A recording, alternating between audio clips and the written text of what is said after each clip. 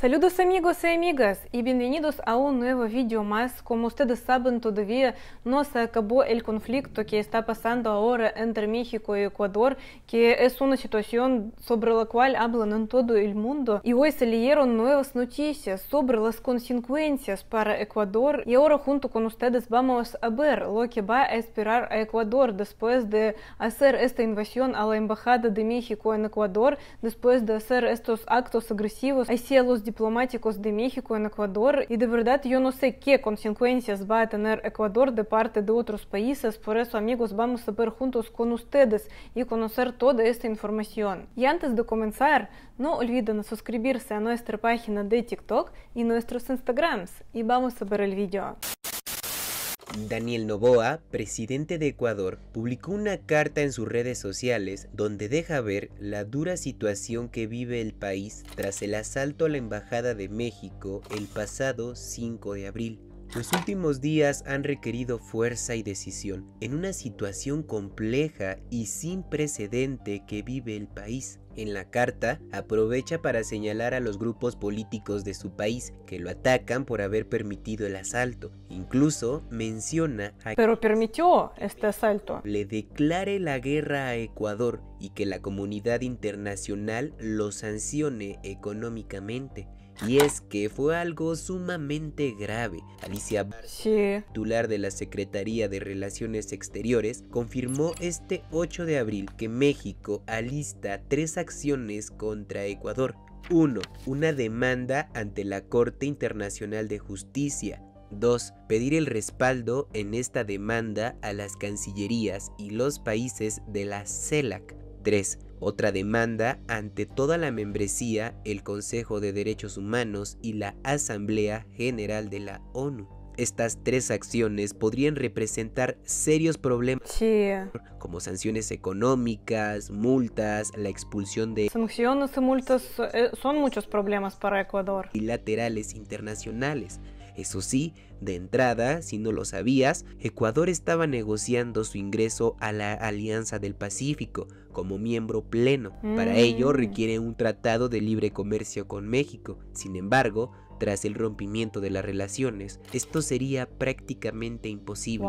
México es un país muy importante en la región. Países como Argentina, Brasil, Colombia, Bolivia, Chile, Perú, Venezuela condenaron el asalto a la embajada y apoyaron a México. Sí, amigos, claro que Ecuador va a tener muchas consecuencias graves para ellos, como sanciones y multas, y yo creo que ellos van a afectar muchísimo al país, y así como yo entiendo, van a resolver este conflicto de manera pacífica, sin guerra, pero con unas consecuencias muy serias de parte de otros países y de parte de esta alianza.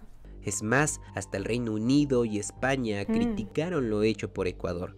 Quizá por todo ello, Alicia Bárcena reconoce que ganar las demandas sería relativamente sencillo. Además, dice que cuenta con el respaldo de 10 naciones europeas de casi toda Latinoamérica, de Estados Unidos y Canadá. Noboa lo sabe. En su carta se dirige al pueblo hermano de México, aclarando que siempre está dispuesto a resolver las diferencias, pero que la justicia no se negocia. Ellos insisten en que el vicepresidente Jorge Glass es un criminal y que México lo estaba ayudando a no enfrentar la justicia de su país y que, de hecho, esto viola artículos de los acuerdos de Caracas y de la Convención de Viena. Alicia Bárcena, por su parte, aclaró que si ellos tenían una interpretación diferente de las convenciones de asilo, debieron recurrir en todo momento a procedimientos pacíficos. Sí. Así marchan las cosas tras la irrupción de la Embajada de México en Ecuador. La situación irá evolucionando con el paso del tiempo. Amigos, yo también hace unos días tenía mi comentario sobre esta situación, que aunque Ecuador no estaba de acuerdo por lo que México dio asilo a este expresidente de Ecuador, las policías tenían que esperar a Jorge Glass fuera de embajada y ellos no tenían ningún derecho, aunque ellos no estaban de acuerdo con México, no tenían derecho a entrar a la embajada embajada de esta manera agresiva. Y si no lo harían, no tenían ningún problema, solo tenían que esperar fuera cuando él no se subió a su coche para ir desde embajada, pero no podrían entrar a la embajada. Y de verdad que no entendí si el presidente actual de Ecuador dice que ellos tienen culpa o no está diciendo que es culpa de Ecuador y que él está de acuerdo de lo que hicieron ellos. Es lo que no entendí porque no vi su mensaje donde él pide perdón. O puede ser que solo no vi esta noticia, pero no escuché que él pide perdón de México.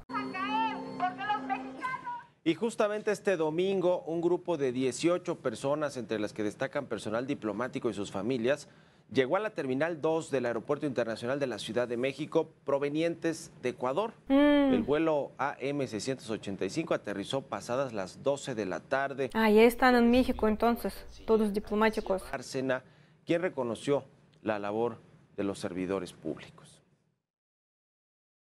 Y para seguir hablando de este tema y saber más de las claves de este conflicto entre México y Ecuador, nos enlazamos con Gerardo Rodríguez. Él es nuestro colaborador aquí en las Noticias de la Mañana, profesor de Relaciones Internacionales y Ciencia Política de la Universidad de las Américas, Puebla. ¿Cómo estás, Gerardo?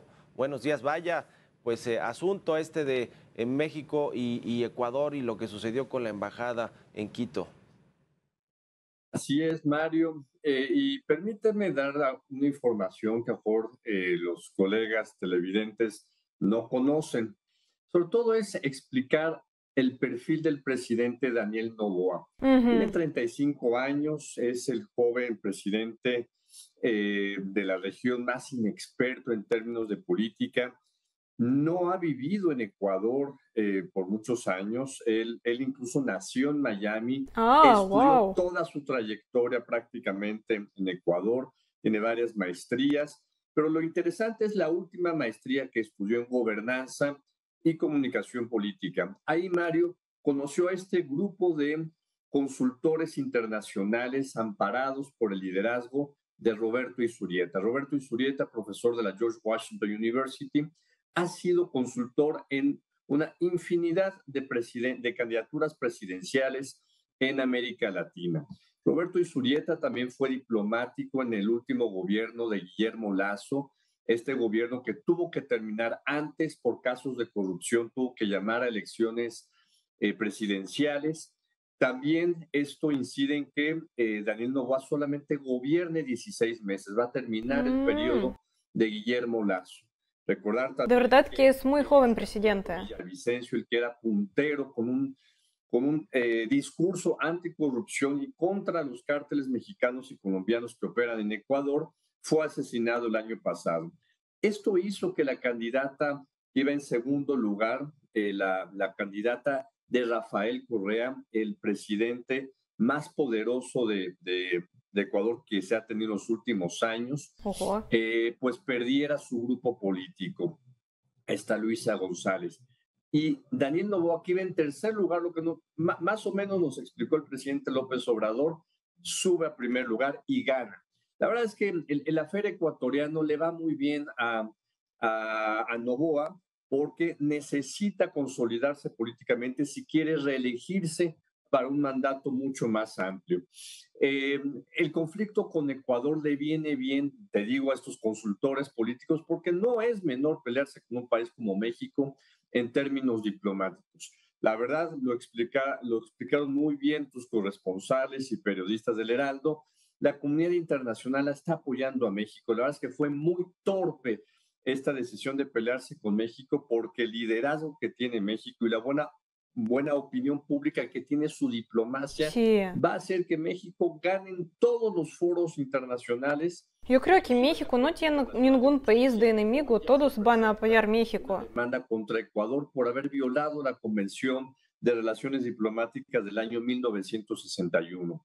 Pero también hay que hablar de política nacional, Mario, y creo que estarás de acuerdo. El fin de semana nos la pasamos platicando del afer de la embajada. Se dejó de hablar importantemente del debate y esto también le beneficia a la candidata a la coalición Sigamos Haciendo Historia porque las expectativas estaban en torno al desempeño que iba a tener la candidata que va en segundo lugar, Xóchitl Gálvez, y que tenía que aprovechar este debate presidencial para subir en la votación. Así es que un conflicto que no se puede entender sin el análisis de lo que pasa al interior de Ecuador y de México en términos políticos. Pues es todo un tema. Ahora, no se ve pronto que pueda restablecerse la relación diplomática con Ecuador, pero ¿qué tendría que suceder? ¿Tendría que disculparse? Sí, esto yo también estoy pensando y es mi pregunta. Que hizo pues entrar así a la embajada para pues capturar... Si van a pedir perdón o no desde Ecuador. ¿Qué tendría que suceder para que se restablezcan las relaciones, Gerardo? Mira, cambio de gobierno, no veo posibilidades. Si Claudia Sheinbaum se mantiene, como todo parece indicar, como presidenta en la 4T, ella va a mantener el rompimiento de relaciones, no veo por qué cambiaría eso. También que México retire esta posición. Ecuador no lo va a hacer porque tiene que asumir las consecuencias internas y está, te digo, a tan solo 12 meses de que vuelvan a tener elecciones. Entonces sería un golpe interno muy complicado, no se van a echar para atrás.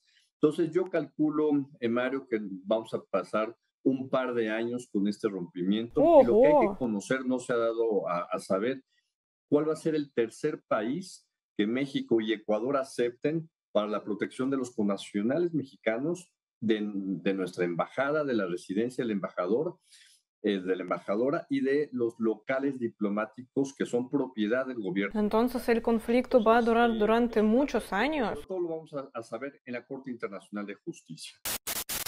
Amigos, entonces esta situación es algo que va a durar durante muchísimo tiempo. Yo de verdad que no pensaba que solo cambio de gobierno puede cambiar la situación, pero como entiendo, en Ecuador no van a hacerlo, pero también mi pregunta era como en este vídeo, que si van a pedir perdón o van a hacer algo para resolver esta situación y todavía pasó 4 días y no pidieron ni perdón, ni intentaron resolver este conflicto, que me parece muy curioso y además me preocupa muchísimo población y de México y de Ecuador, porque, por ejemplo, como yo sé, en Ecuador viven mexicanos, en México viven ecuatorianos y espero que esta situación política no va a afectarles, que su vida no va a cambiarse muchísimo, que no van a tener problemas viviendo en extranjero, porque siempre estos conflictos afectan a las poblaciones y espero que los mexicanos que viven en Ecuador y ecuatorianos que viven en México no van a tener problemas por esta situación. Y amigos, abajo de este vídeo quiero escuchar su opinión, qué ustedes piensan, cómo se puede resolver este conflicto. Y muchas gracias por mi reacción. Si te gusta, por favor, suscríbete a este canal, dale like, activa el icono de la campanita y nos vemos.